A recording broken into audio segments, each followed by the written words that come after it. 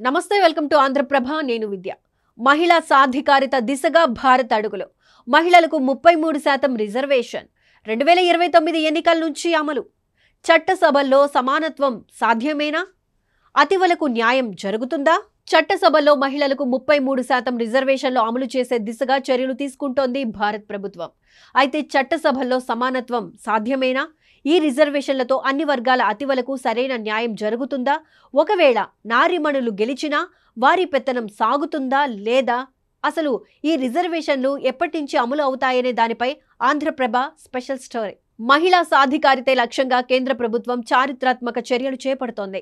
ఈ క్రమంలోనే 2029లో జరిగే సాధారణ ఎన్నికల నుంచి అసెంబ్లీతో పాటు లోక్సభలో మహిళలకు 33% సీట్ల రిజర్వేషన్ అమలు చేసేందుకు సన్నాహాలు చేస్తోంది.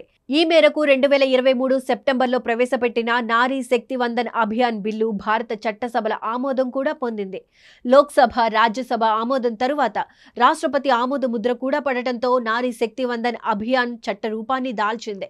ఇది మహిళలకు రాజకీయంగా సమాన అవకాశాలు కల్పించడంతో పాటు శాసనసభలు మరియు పార్లమెంటులో వారి ప్రాతినిధ్యాన్ని గణనీయంగా పెంచడంలో కీలక పాత్ర పోషిస్తోంది. లోక్సభ మరియు అసెంబ్లీలలో మహిళలకు 3/1 సీట్ల రిజర్వేషన్ అమల్లోకి రానుంది. ఇక ఈ చట్టం అమలులోకి వచ్చిన తర్వాత నిర్వహించే జనాభా గణన అనంతరం మహిళా రిజర్వేషన్ అమల్లోకి వస్తుంది. జనాభా లెక్కల ఆధారంగా మహిళలకు సీట్లు కేటాయించేందుకు గాను దేశంలో డీలిమిటేషన్ చేపట్టనుంది ప్రభుత్వం. ఇందులో షెడ్యూల్ కులాలు, షెడ్యూల్ తెగలకు రిజర్వ్ చేయబడిన సీట్లను కూడా నియమిస్తారు. అయితే రాజ్యసభ, విధాన పరిషత్లో మహిళా రిజర్వేషన్ను ప్రస్తావించలేదు. ఇక 2026లో దేశవ్యాప్తంగా జన మరియు కుల గణన నిర్వహించే అవకాశాలు కనిపిస్తున్నాయి. ఈ గణన ఆధారంగా కొత్త జాబితా రెడీ అవుతుంది. దీని తర్వాత డీలిమిటేషన్ ప్రాసెస్ ను పూర్తి చేసి రిజర్వేషన్ విధానాన్ని అమలు పరచనుంది ప్రభుత్వం. అందుకే మహిళా రిజర్వేషన్లు 2029 నాటికి అమల్లోకి వచ్చే అవకాశం ఉంది. పార్లమెంట్ చేసిన చట్టం ద్వారా ఇవి నిర్ణయించబడుతూ ఉండగా 15 ఏళ్ల పాటు రిజర్వేషన్ను కల్పిస్తారు. అయితే ఇది పార్లమెంట్ చేసిన చట్టం ద్వారా నిర్ణయించిన తేదీ వరకు కొనసాగుతాయి. ఇక రొటేషన్ పద్ధతిలో సీట్లు కేటాయింపు ఉంటుంది. ఇదిలా ఉండగా కుల గణనతో పాటు జనాభా లెక్కల కోసం డేటా సేకరణ ప్రక్రియ వచ్చే సంవత్సరం ప్రారంభమవుతుందని కేంద్రం ప్రకటించింది.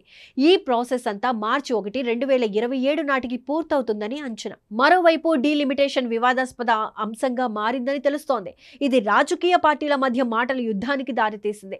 భారత జనాభాలో దక్షిణాది రాష్ట్రాల వాటా 1971లో 24% నుండి 2023 నాటికి 19.7% తగ్గిపోయింది.